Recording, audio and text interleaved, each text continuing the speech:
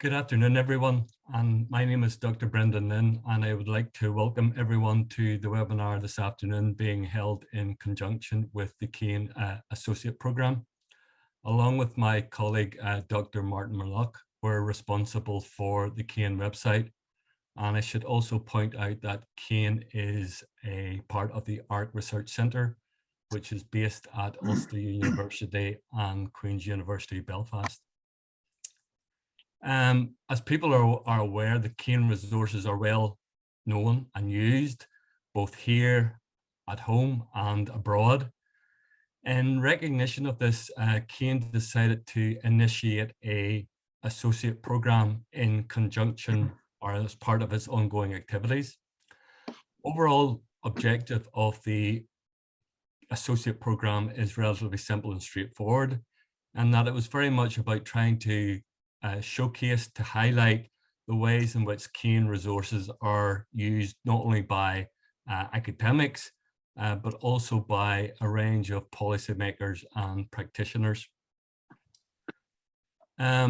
Ideally, or initially, we had hoped that the associates would be able to join us in person, but obviously, given events of the past year, 2 years, that has been impossible.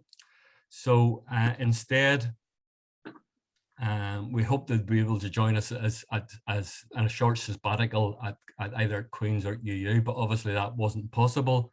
So instead, our current associates are working with us on an online basis and by way of a seminar, and also they will produce a brief research update or paper, briefing paper, which will appear on the CAIN website at a later date.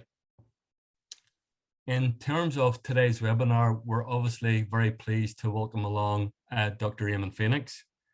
And I'd like to thank him for agreeing to rearrange his webinar, which originally we had hoped to run in early December, but we had to postpone due to unforeseen circumstances. In terms of introducing Eamon, Eamon is a noted historian, political historian, and also in recent years has also become well known as a broadcaster. And in addition, Eamon currently sits on the Taoiseach's Expert Advisory Committee, which advises the Irish government on historical matters relating to the Decade of Centenaries. Today, the title of Eamon's talk is Partition, the Birth of Northern Ireland Revisited, Reflections on the Making of a Decade of Centenaries. In terms of the format today, rather than the traditional PowerPoint presentation, which will last for about 30 or 35 minutes, Eamon and I will engage in a more conversational approach, and we'll try to look at the ground he'll cover out in that way.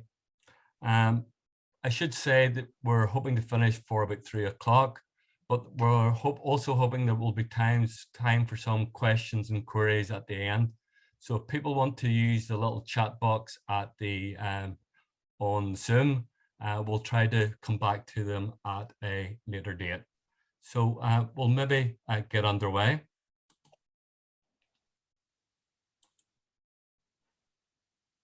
And I'll just put up Eamon's PowerPoint. Eamon?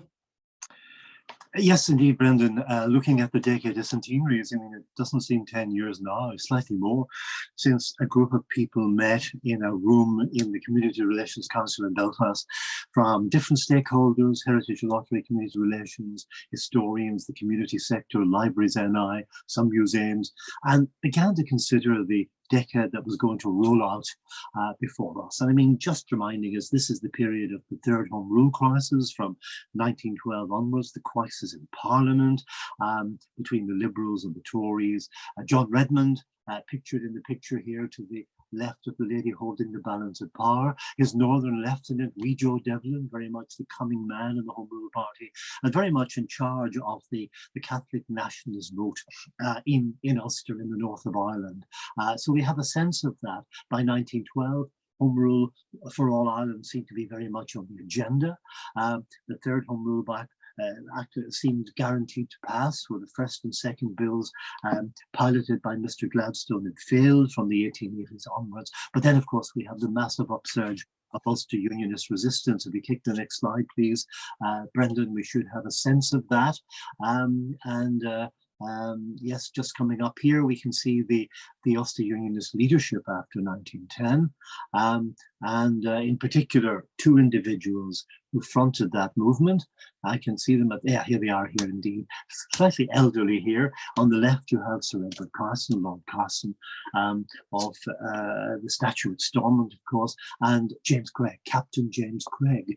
Of course, Craig was the son of a wealthy distiller, very much representative of the ruling unionist upper middle class in Ulster at that time. His focus very much being the Ulster he knew and loved, which he wanted to preserve against the toils of home rule, something he considered was inevitable, certainly for nationalist Ireland. But of course, because of his lack of charisma, he focused on probably the most able kind of stentorian orator on the Irish Unionist bench at Westminster, Edward Carson, born in Dublin, brought up in the South, a Trinity-educated barrister. His aim was to preserve the whole island, the people he loved. In Dublin, his mother's landed people in Galway, in the folds of the Union Jack. And that partnership aimed initially to preserve the status quo, but down the road, of course, Craig envisaged this homeland, which became Northern Ireland in 1921. And Carson, of course, would in the end seek the best deal for his Ulster clients, forsaking the All-Ireland under Dublin Castle, which he had envisioned from the beginning. And that's that long struggle from 1912, the rise of the UVF, Ulster resistance, the gun running, the Battle of the Somme, Ulster's blood sacrifice, and eventually, of course, the Government of Ireland Act 1920. Looking at the next slide, please, Brendan.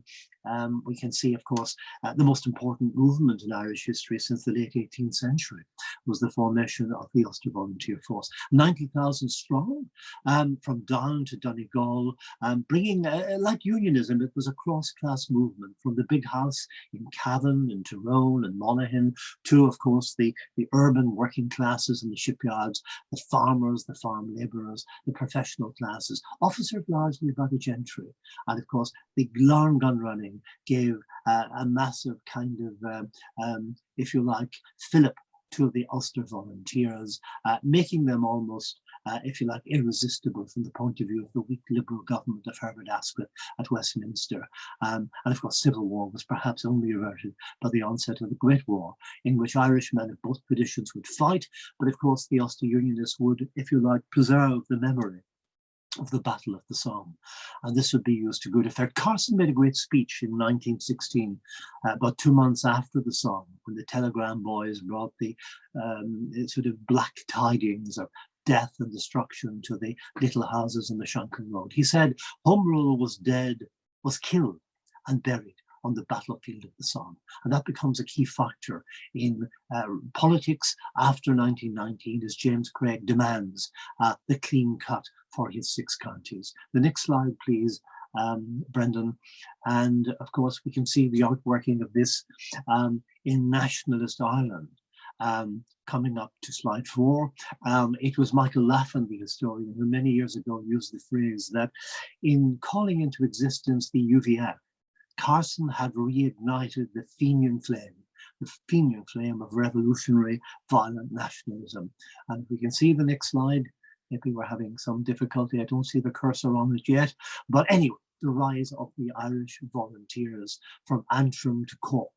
Soon they're almost 200,000 strong. They're there to defend Ireland's rights, i.e. home rule. But of course, from the beginning, the Irish Republican Brotherhoods are working in their ranks. The movement was split when Redmond, the constitutionalist, supports the war in 1914 and urges Irishmen to go wherever the firing line extends. And a small section, about 12,000, break away, the anti-war volunteers, and they will be the group from which the volunteers of the Rising will be chosen. This rare photograph. One advantage of talking about these events in a local setting is you get lots of memorabilia sent to you, photographs, posters. And in this case, we have the Irish volunteers, their first sort of march in West Belfast in 1914. Most of these people were Devlinites, and their commander-in-chief would actually become a member of the Royal Naval medical service and would be killed in the First World War. But here we have them, a very small section of these men, of course, in Devlin's home rule bastion of West Belfast, would defect to join the kind of Sinn Féin volunteers. And of course, they would fight, these men, on the Western Front at the Dardanelles, many of them in the 6th Division of the Connacht Rangers, which is another story from this period. Eamon, I'm very aware that in relation to the Decade of Centenaries, that you were closely involved in drawing up a set of principles to try to, if you like, try to set some kind of a framework as to how this could be done in the best possible way. Could you maybe talk about those? Tell us how they originated, and from your perspective, what benefits they have brought. Absolutely, Brendan. I'm going back 10 years to really the late months of 2011, early 2012. And I think of a meeting in the Community Relations Council offices, and various people there, heritage, lottery, museums, community sector, library service, a few historians. We had a number of meetings, and the idea was we saw this decade opening up before us with, if you like, negative memories of Ulster 71, which had seen the marking of the 50th anniversary of partition in Northern Ireland at the end of the 1960s, while violence stalked the streets and internment was introduced. And it was very divisive, if you like, one party unionist affair. So the idea was to reclaim this for the whole of society, this very divisive, very sensitive period, which had the potential to drag us back. And we came up with, eventually, after a lot of discussion and debate, we were aware that the Stormont executive had set up a committee with 2 ministers to, if you like, negotiate the maelstrom of the decade, and that had quickly become bogged down in the problems of Stormont, and clearly nothing was going to happen. So here was a role for arm's length bodies and others to become involved. And we came up with simple principles which have not changed in a decade, and I think have, passed the test of time. First of all, in all of these events, whether in the public space, whether a small talk here, an exhibition there, a series of lectures, a play, you must start from the historical facts. We can't get away from that. And there's so much confusion. So many people have said to me in my career, particularly dealing with people in the public space, we never studied Irish history at school. I know Irish history became part of the curriculum from 1988, but that leaves a lot of people out there for whom Irish history was perhaps a personal journey or things that were understandably misunderstood as they received the perceived wisdom of older generations. And secondly, recognize the implications and consequences of what happened. In other words, like Cromwell, I mean, let's paint it warts and all. All of that shocking sectarian violence in Belfast, which, if you like, scarred those 2 years, 1920 to 22, which almost 500 people died. There were shocking atrocities on both sides. We need to acknowledge that as part of the background, which we have to bear in mind as we remember this period of partition. And thirdly, understand that there are different perspectives, in all of this. Historians will have their own perspectives on things. It doesn't mean we're trying to quest the many-sided nature of the truth. That's the nature of the historian's profession, and that's what we're trying to deliver in the public space. And finally, and this is important in terms of securing funding for events in this period, show how the events and activities can deepen mutual understanding and understanding of the period. That was the way forward. We also had an unwritten rule that became very important. If an exhibition or a series of talks has been designed in one area, say on one side of the peace line, that sort of series of talks must be able to pass to the other side of the peace line. In other words, you must always take cognizance of the historical experience and sensitivities of another community.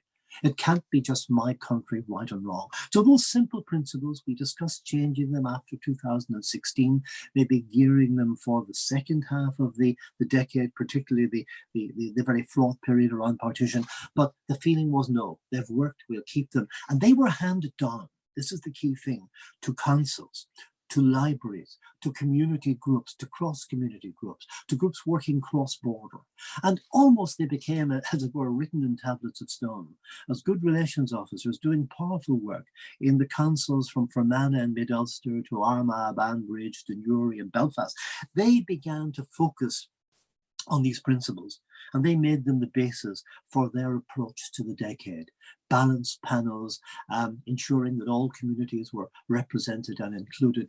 And this led to a great deal of very valuable cross-community dialogue, which perhaps went under the radar because it wasn't at Stormont. Though Stormont became involved in public lectures as well. So the principles, I think, are all important.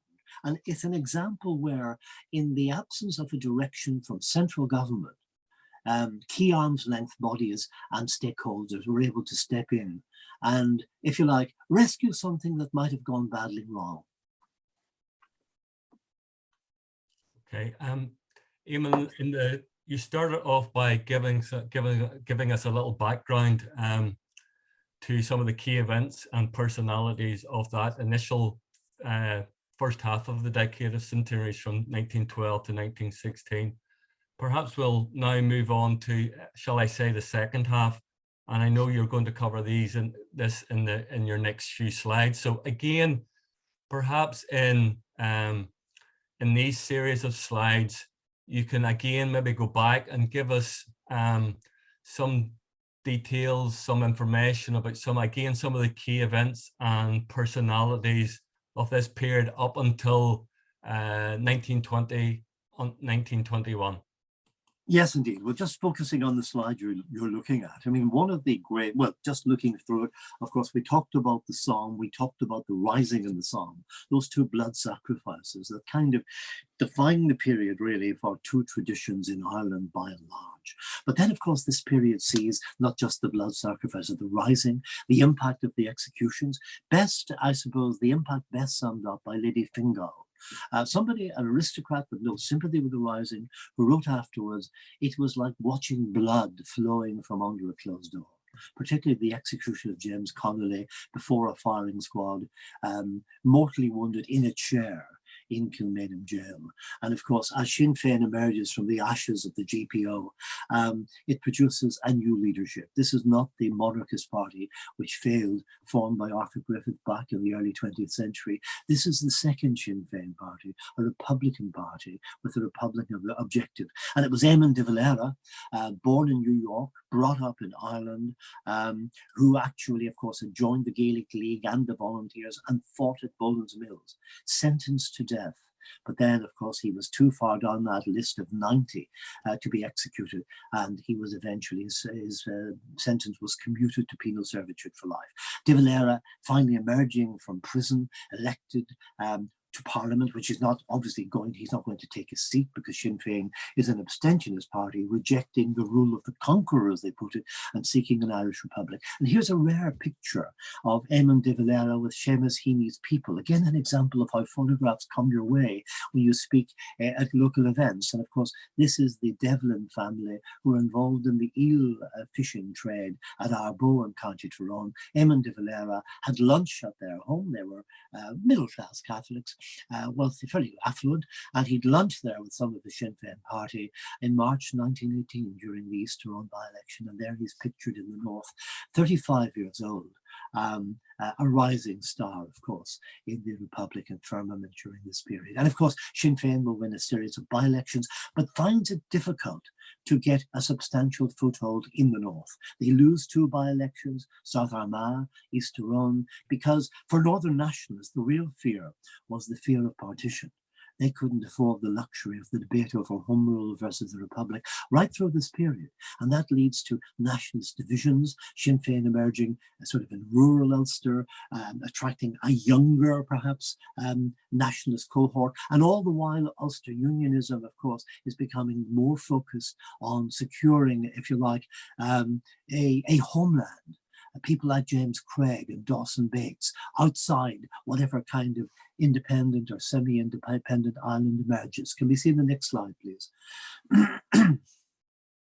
Now, of course, after 1980, Sinn Féin landslide of 1918 sees the contra-state established, Dáil Éireann, Eamon de Valera as president, soon called President of the Republic, Collins and others ministers, raising, of course, the funds for the first Dáil, de Valera going to America to seek recognition of the Irish Republic, staying 18 months to the end of 1920. And of course, the instability begins to, as the War of Independence erupts in the South, escalating gradually in 1919 and reaching its darkest period in 1920, where you have the British policy of reprisals, you have Collins' intelligence war, you have the role of flying columns, and so on, and you have the establishment of the Dáil courts, Arthur Griffith's gesture of, if you like, moral force warfare during all of this. But in the north, and in particular in the Lagan Valley, in Belfast, you have the eruption of sectarian violence as political question marks begin to hover over the future of Ireland generally. It erupts in 1920. You have almost 9,000 Catholics ejected from their work. You have the involvement not just of the loyalist paramilitaries, the IRA, but soon you have the UVF-based Ulster Special Constabulary, Craig's, if you like, selected army, which he insists on the British government funding in 1920. And without that force, the border in 1921-22 couldn't have been drawn in the South Fermanagh and the South Armagh and so on. And of course, the specials, of course, are very much the antagonists of the IRA, but they're detested by the nationalist population. This is a rare scene because this is the site of the shooting of 2 policemen by the IRA in March 1920, and the reprisal that evening by a police and specials reprisal squad was the McMahon murders in Belfast Antrim Road. You also had the murder of the Protestant householders in Altnavay and South Armagh later that spring. So this is a period of vast violence in Belfast. Churchill talked about an underworld, and we can't detach high politics and the introduction of the Partition Act and the question of would it be 9 counties or 6 from this background which impacts on so many lives and in fact doesn't really subside until late 1922 and indeed you don't have a return to any sort of normality in a divided Ireland to 1925. Is there another slide, please? And of course, the key thing here is the change in the balance of power. In 1912-14, it was the Irish nationalists, 80 strong, who held the balance and were trying to shape an all-Ireland devolved solution. But by 1919, given the abstention of Sinn Féin, what Churchill called the blessed abstentionism of Sinn Féin, he feared they would join the Labour Party and cause problems in the overwhelmingly Tory Commons. You have, in fact, the Ulster Unionists, now led by James Craig from 1921, as the key party. They are part of the government. Craig and 2 colleagues are junior ministers because the manifesto of Lloyd George and his Tory counterpart Bonar Law, a strong friend of unionism, was that the 6 counties of northeast Ulster should not be subjected to an Irish parliament against their will. That allows Craig to support the coalition, to take a post as a junior minister at the Admiralty, and that gives Craig, a key position, a pivotal position in these days of decision-making as Lloyd George is redrawing the map of Europe with his allies. The Long Committee at Westminster are redrawing the map of Ireland. They determine on 2 governments, 2 parliaments, partition, but they favour 9 counties, which you can see in this map, just before the government overturns the plan. The man who actually torpedoes the idea of historic Ulster as the, if you like, heartland or homeland of Northern Ireland was James Craig, who is about to come home, as his biographer puts it, to become Prime Minister in Belfast. And Craig intervenes in the committee in November 1919. We actually have his words. He said that 9 counties will be an area impossible to govern for the Unionists. And he says that in a 6-county entity, quote unquote, Protestant representation would be strengthened. So there we have the sectarian headcount from the point of view of Joe Devlin, the nationalist leader, leading a handful of supporters where he once led a multitude on the floor of the House of Commons, Devlin, of course, said that this was the worst form of partition, and of course permanent partition, because once the Unionists had the levers of power, government, judiciary, civil service and police, any sort of hope of Irish national unity would be impossible. And, you know, for 100 years, that has been the situation. So a lot happening. But of course, one of the key things I found, Brendan and ladies and gentlemen, was that when you want to put the focus on this, put the focus on, you know, the kind of, if you like, the quirky, the kind of offbeat, the misfits on both sides. And here is a Presbyterian minister from Killeaton, County Antrim, the Reverend James Alexander Hamilton Irwin, very popular man in the area, had built the schools, had fundraised in North America for the local Presbyterian church, the darling of the ladies when his wife died in 1914, and he remarried, married very well, becoming a large farmer in the area, a beautiful house. But in 1920, this Presbyterian minister, who had been very popular in a Presbyterian part of County Antrim, wrote to Arthur Griffith and offered his services to accompany Eamon de Valera on a tour of the United States in support of an Irish Republic. And here you can see him speaking. You know, you'll see in the Lyric Theatre in the afternoon, you can see Dr. Irwin, who presents himself as a presenter of education in the north of Ireland. And he tries to give the lie to the Unionist view that home rule or independence will be room rule. Returns to a split congregation, is sentenced to 2 years imprisonment for having, several 1798 pikes in his house, very dangerous weapons, and also, of course, among his papers was considered to be a seditious document, which the magistrate admitted in court wasn't, because it was a copy of Plato's Republic. He's quickly released from jail. He leaves Antrim in 1925, and he becomes a member of the National Executive of Fianna Fáil and a minister in County Dublin. An interesting misfit from, you know, Greater Belfast, a Republican Presbyterian minister in this period, a friend of de Valera. The next slide, please. And here we have, of course, the grand opening of Parliament. I mean, as the reprisals campaign escalated, as the war in Ireland caused the Labour Party Commission in Ireland, condemned by Asquith, condemned by the Lord Spiritual, the Church of England, the bishops, the king wanted to make a difference. Advised by General Jan Smuts, who was in touch with de Valera, seen as the more moderate Republican leader at that time, as against Michael Collins, the man of blood, the king comes to Belfast and he made a speech which he hoped would have a transformative effect. He talks about stretching out the hand of friendship, conciliation, and urging Irishmen to forgive and forget, and to seek for the land that they love, a new era of peace, contentment, and goodwill. Now, that Parliament, of course, was exclusively Unionist, because the 6 Sinn Féin members and the 6 Unionists were, of course, committed to a policy of abstentionism and opposition to partition. So the king is not speaking to Craig and his serried ranks of MPs. He's speaking to de Valera and Collins in the south. Within 3 weeks, the situation is transformed. You have a truce applying to the whole of Ireland, and de Valera is in London. And you are on the first steps to the, if you like, difficult road to the 1921 treaty, which still defines this island today, despite amendments in the Belfast Good Friday Agreement 20 odd years ago. And yeah, maybe you want to ask me something, Brendany. Yeah, I was, as you come to an end, Eamon, and obviously originally your webinar was to be held in December 2021 at the end of that very historic year, 100th anniversary of the creation of Northern Ireland and of partition. But I think I can still sort of frame the question and ask the question. Looking back now, even after these few weeks into the new year, how do you reflect how the events of 2021 worked out, how they developed in terms of did they go the way you thought they would go?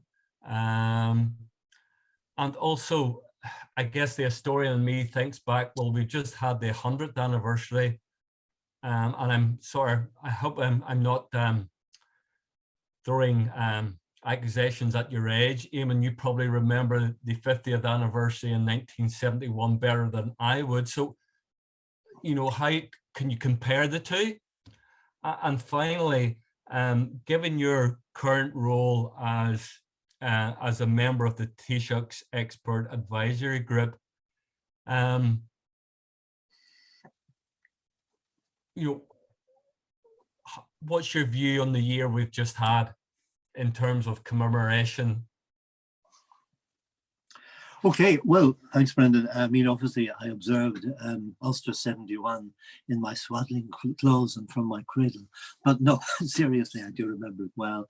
And I mean, how did this year go? Of course, we had the pandemic, but the pandemic doesn't explain the rather dumbed down nature of celebrations. I mean, I think if you listen to the Vox Pop over the last year or two, people ringing in to talk back in other programs on the radio, people didn't really want a triumphalist commemoration on any side of the community. They knew, because somehow the CRC and Heritage Lottery and the rest had got out there, that this was a very sensitive, a very conflicted, very violent kind of period.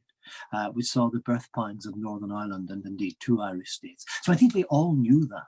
And in many ways, I think that, I mean, we had set a tone in the first half of the decade, particularly around the rising of the Psalm. The capital idea of twinning those was very important. You saw a slide earlier where I actually spoke in East Belfast, and you tend to give hostages to fortune in this situation. So I was asked about a year earlier, will you give a talk in East Belfast linking the UVF and the Easter Rising? Because there was a link. The UVF, in many ways, inspired the Easter Rising. The result of that was I said, yes, I would give a talk in East Belfast, and I would give it a very fancy title, you know, from the UVF man at the Easter Rising. He did exist, Jim Mitchell. He went to Dublin to join the British Army. He picked a bad day, Easter Saturday 1916, and was trapped in the Gresham Hotel and saw the Rising unfold up close and personal to Pearson, the GPO, Sun and Flames. So from the UVF man at the Easter Rising to Patrick Pearce on the Newtownards Road, I discovered that Patrick Pearce, in his Gaelic League days before 1916, was a regular visit to Belfast for Irish language activity, stayed in a big house in Derrimore Park, and constantly visited Ballyhackamore National School, where a relative of Owen MacNeil of the Gaelic League of the Easter Rising ran a bilingual school. And Pearce actually wrote in a letter, he almost missed his train trying to get his tram on the Newtownards Road. So there was that. And I remember going that night and saying to my wife, you know, in August 1913, you know, darling, I'm taking your car, because things were quite, if you like, hairy on the streets, and coming to a packed community centre in Templemore Avenue and talking about this period. And, you know, was able to talk about the whole thing. St. John Irvine, from, you know, constitutional nationalist running the Abbey Theatre, to ardent unionist and biographer of James Craig, to Joseph Campbell, the Belfast poet who founded the Irish Volunteers in 1913, or co-founded them from East Belfast, to Patrick Pearce and the UVF man who saw them rising. We were able to cover the whole thing. And at that stage, I realised this can be done in the public space. And as we approach partition, it's going to be more difficult, because we have the sectarian violence, the work expulsions, the expulsion of border Protestants who are fleeing north, and so on as well. And you can see, you get a sense here from that montage I threw up there of how this worked out. I mean, you know, you can see there that Stormont actually had the Speaker of Stormont put on a lecture which I gave in January 2019 on the first Dáil, and we had the Speaker of Dáil Éireann, the Speaker of the Northern Ireland Assembly present, talking about the significance of the first Dáil, the famous Ulster Protestant who sat in it and became Deputy Prime Minister of the Free State, Ernest Blythe, Anand Blythe, all of that. And you can see that Carrickfergus remembered probably one of its most famous sons in the modern period, John Ernest Lester, alias Sean Lester, who was a journalist in Newtownards, who was a member of the Dungannon clubs and Sinn Féin, and ended up, of course, as the last Secretary General of the United Nations. He had never been remembered in his native town, where his father had been a shopkeeper, but we actually had an event 3 years ago in the town hall there. You can see how local councils like Belfast, Mid-Ulster, Fermanagh, Banbridge, Newry, Craigavon, all put on events in the public space. And sometimes they were intergenerational. I'm very proud of the event at the back there, which Mid-Ulster Council mounted in November 2019 at Benbar Priory, where we had A-level students from a range of schools across the community and members of the public and a panel looking at partition in all its complexity, or in this case, Armagh, Banbridge, Craigavon City Council, remembering the Great War with, you know, a sort of a reenactment of trenches and the kind of the camps of World War I on the Mall in Armagh, with talks going on simultaneously on Ireland, the war at home, the war abroad, political stirrings, that whole period. And that gives you a sense just of what was happening right across Northern Ireland, and indeed the border counties. I've spoken them all, and it's just a sense where I've spoken in East Belfast, I've spoken in Derry, I've spoken in South Armagh, I've spoken in Fermanagh, I've spoken in Ahyarn on the Tyrone, I've spoken everywhere. I've spoken in Belfast City Hall, and there was an event we had back on the 22nd of June, marking the centenary of the royal visit to open the Parliament, when in fact they actually reenacted the event. We had a talk. It was put on the it was fed worldwide and so on. An awful lot of things have been done. So I think a lot of good has been done in looking at this. And you asked me about the Taoiseach's committee. I've been on that now for 10 years, and on the round table, which involves the people who draw up the principles, community relations, heritage, lottery, and the rest. And it's a very, you know, it's very, very interesting because, you know, the two organizations are quite separate, but one tries to act as a kind of a link between them. And the Taoiseach's committee, they've been involved in different their focus has been somewhat different, because until 1921, I suppose, the events were affecting all Ireland. But after 1921, we were into the treaty, we're into the establishment of the Irish Free State. One thing they wanted to do was be sensitive to the situation north of the border and to try to be helpful. And one of the things that came out of that was a conference in Monaghan Museum on the 5th of November, just a couple of months ago, looking at border communities and border minorities. They were the Protestants of the lost counties, Cavan, Monaghan, and Donegal, and the impact of partition from 1921 to the present day. And that brought up the big house, the decline of the big house. It brought up things as like smuggling that become part of border life. It also brought up the impact of the Troubles, the decline of the Protestant population of County Monaghan, for example. The fate of nationalists in Fermanagh, Tyrone, South Armagh. We're looking at all those things with a range of speakers, from Dennis Bradley to Angela Graham to Denzel McDaniel, who reflected different aspects of the border experience. Now, I think a lot of this has been very good. And despite the lockdown, so much has been on Zoom and Microsoft Teams, which became a new tool and in fact enabled exiles in North America and Europe to join sessions. So this continues because, of course, 22 is a very violent year in Ireland, North and South. It sees the Irish Civil War in the South. It sees internment and the Battle of Pettigo on the Irish border. It sees, you know, some of the worst days of the Belfast and border violence, and it sees the North opting out of the Free State in December. So I think the model that we have kind of developed, and it's open to revision, and it's open to improvement, and it has been tweaked to suit the pandemic, has actually stood us in good stead. Eamon, thank you very much for a very interesting presentation webinar this afternoon. We have some time for some questions and queries. I'm just looking if any of our participants want to ask any questions or queries. And maybe I'll use my position as co-host maybe to ask the first question, Eamon, if you don't mind. Okay. And this sort of originates from, if you like, the work that CAIN does and what CAIN attempts to try to do. In terms of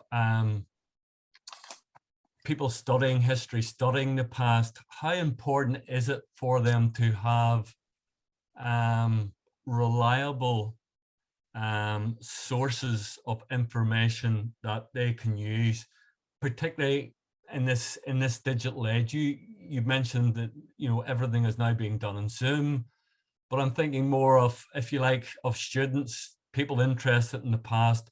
How important is that? Oh, I think it's vital. I mean, when you consider that, you know, when we were at university, people read for a degree, and I hope they still do, but we didn't have access to the internet, and we didn't have Wikipedia, and, you know, a lot of false information available on the site that students, obviously, they're used, obviously, surfing the net, and they read a load of rubbish and very often biased material, unreliable material, you know. So something like CAIN is vital. I mean, we kind of work together because they say that journalism is the first draft of history, and as an historian, I'm one of those who, for I know 30 years now, has been covering the state papers, always in Belfast, sometimes in Dublin and London as well. And then I know CAIN, go in yourself and others, and you actually sort of collect all that material and capture it, and it is a totally reliable source. And I think that's the thing, that exhibitions run in Lisburn and Newry and elsewhere, looking at, you know, aspects of this decade. Lisburn looked at the Lisburn pogrom of 1920, which followed the assassination of District Inspector Swansea by the IRA, and saw the expulsion and burning of the houses and shops of the Catholic population. That is now subject to an excellent exhibition online. So there are some very good sources online today that there weren't before.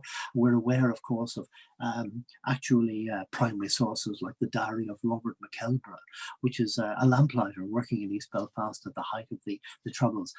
Sources like that. The papers of Sir Ernest Clark on the establishment of the state in Prony. Hard to see at the moment because of the restricted access, but that's not their fault. And then we have also, of course, political papers, Carson, Greg Avon, the limited papers of Joe Devlin, the much larger papers of Cara Healy. One thing we're still missing, by the way, and I throw this in, is the police files. Police files are available to the Truss on the 11th of July 1921 for every county in Ulster. But after that, you only have the odd hint of a document in a Home Affairs file from the 30s or the 50s about a march or about a shooting or something like that. But there must be, and there are some files on the McMahon murders and internment, with 700 internment files.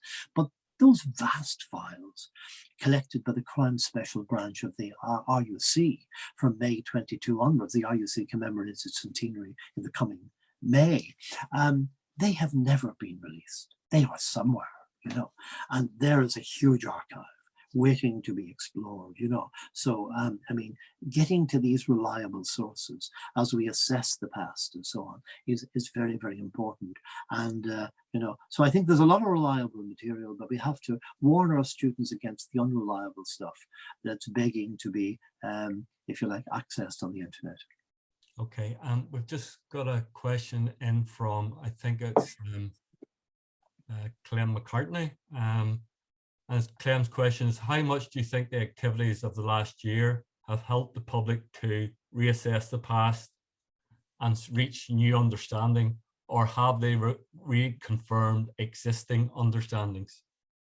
Well, I think it's interesting that actually, because of the principles which have been adopted by so many institutions, museums, councils, libraries, and so on, the public who were able to attend these or zoom into them got a very balanced view of the past and a very nuanced view of the past, in a sense that the truth is many-sided, you know, multifaceted. We have to acknowledge that. It's not my country right or wrong. While there may be narratives of this period that, you know, reflect diverse views, you know, we're trying to find out what actually happened. And I think that the past has actually, the approach to this in the last year has been very, very important. I think there have been a lot of very useful conversations. I know the last 2 years aren't representative, but before that, in the town halls in Dungannon and Cookstown and Maharafelt and Newry and Banbridge and Enniskillen, all the places I would have experienced myself, I found people from both traditions coming along. And if they didn't ask questions in the public floor, they would queue up, as they often do, to ask their own particular questions. And I found a lot of information on the misfits from people who came up and told me that their ancestors had views that weren't popular in their areas, whether they were not orange or not green, which the predominant local politics was at that time. I learned a lot about that, so on. So I think that we're into a continual conversation And I think there's so many people out there, people of a certain age perhaps, who will, tell you frankly they didn't study Irish history at school. It's one of their biggest regrets, that they didn't realize when they did the First World War that men from their area or their parish, remembered perhaps in a plaque in their church, were killed from that area. And of course that applies on the Falls Road as well, where the Connacht Rangers, the 1,000 men from West and North Belfast who joined the Connacht Rangers at the behest of people like Joe Devlin to secure home rule through sacrifice in the First World War. They are now being remembered for the first time. A book has been produced, an exhibition has toured the whole of Belfast, telling people about that. We all know, for example, today, that Irish men of both traditions fought and died in the First World War. And you find, visitors from an Orange background, from schools all over Ireland, from the Ancient Order of Hibernians, visiting Island Bridge in Dublin. So I think that, a lot of very valuable work has been done.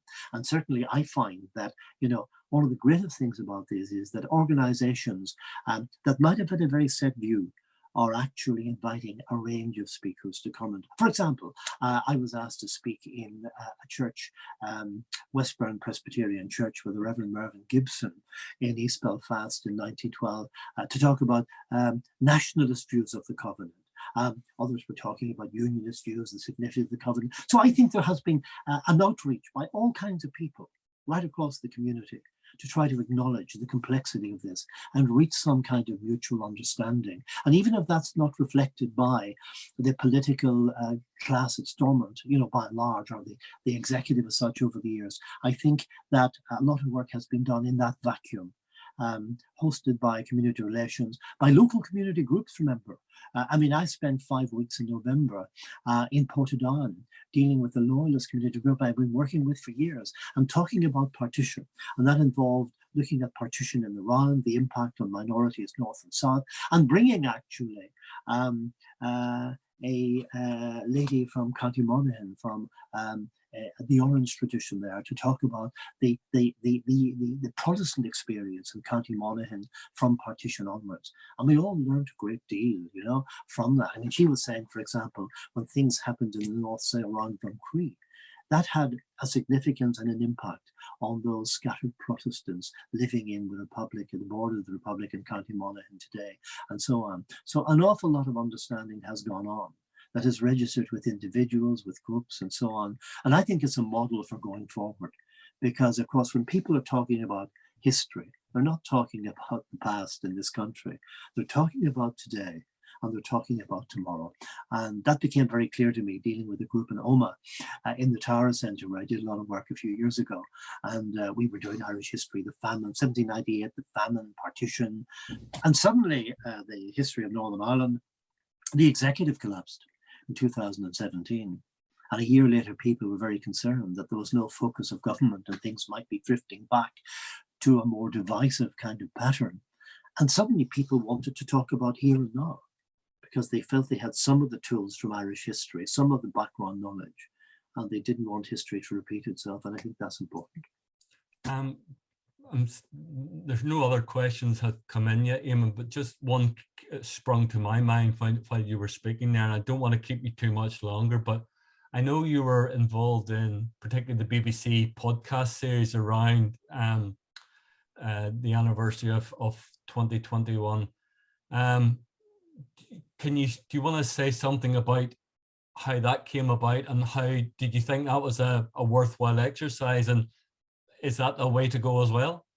Yeah, I always felt that local broadcasters hadn't really matched those in the South in sort of dealing with the Decade of Centenaries. You have a dedicated history program on RTE Radio, for example, and we have programs and all that, but there was nothing kind of consistent. And I had a conversation with a few people.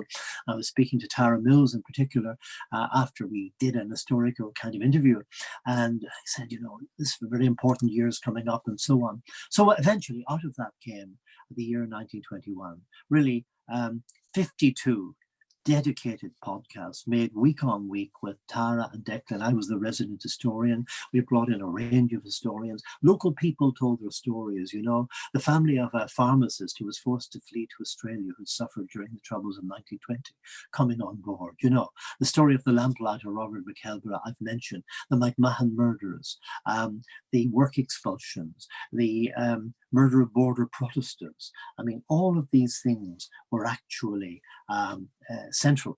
And if you now we have a resource for students in schools, for university students, for people going forward, recorded in the last year. That's going to be there forever and a day.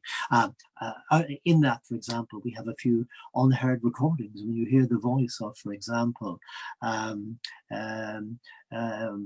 Elizabeth Kaur, Eilish Nakora from the Ormer Road, who was a member of Common the Mon, who was at Coal Island when the volunteers mobilised in 1916, and then met James Connolly, with James Connolly's daughters from Belfast and Dublin.